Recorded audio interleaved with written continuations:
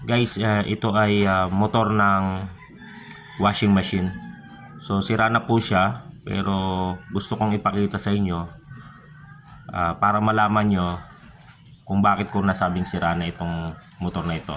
So may previous upload ako na findings ko na motor ang sira, and then ipinaliwanag ko doon kung paano ko nasabi na motor ang sira sa pag-check ng mga parts niya.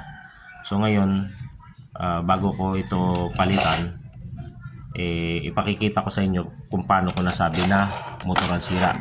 So using analog tester, medyo naputol lang po yung ating naputol lang yung ating test probe.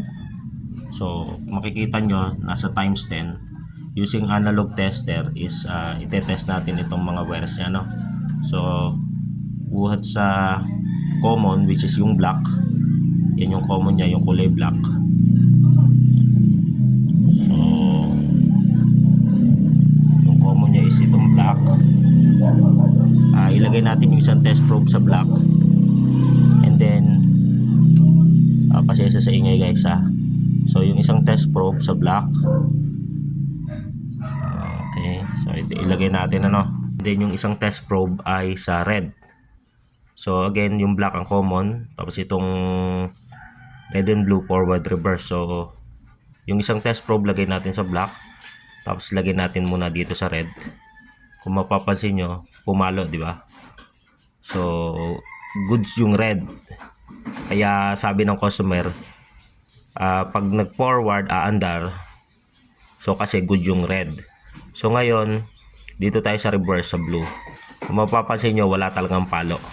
So iyan yung nalagot sa loob.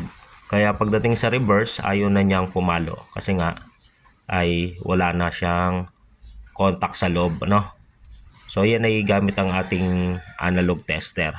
So ngayon, i-check din natin gamit ang ating digital tester, So para magkaroon kayo ng idea. Kasi pagka nagpagawa kayo ng ganyan, hindi nyo kilala yung gagawa, is better kung ma-explain sa inyo kung paano nasabi ng motor ang sira, So ngayon, gagamit naman tayo ng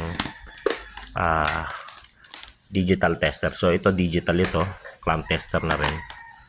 So same thing. Ito i-set natin yung ating digital tester sa ohms. Okay, so sa ohms yan. Okay, so gamit yung ating test probe, talong test probe. So ganun din, yung isa lalagay natin sa kulay black. Okay, so ibuhol lang muna natin,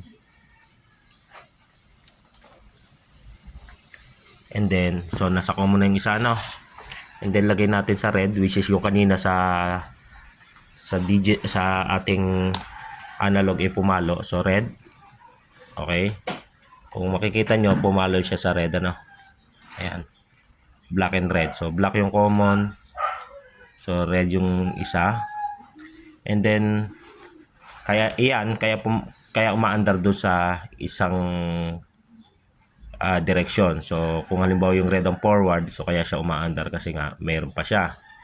And then dito ang problema sa kulay blue.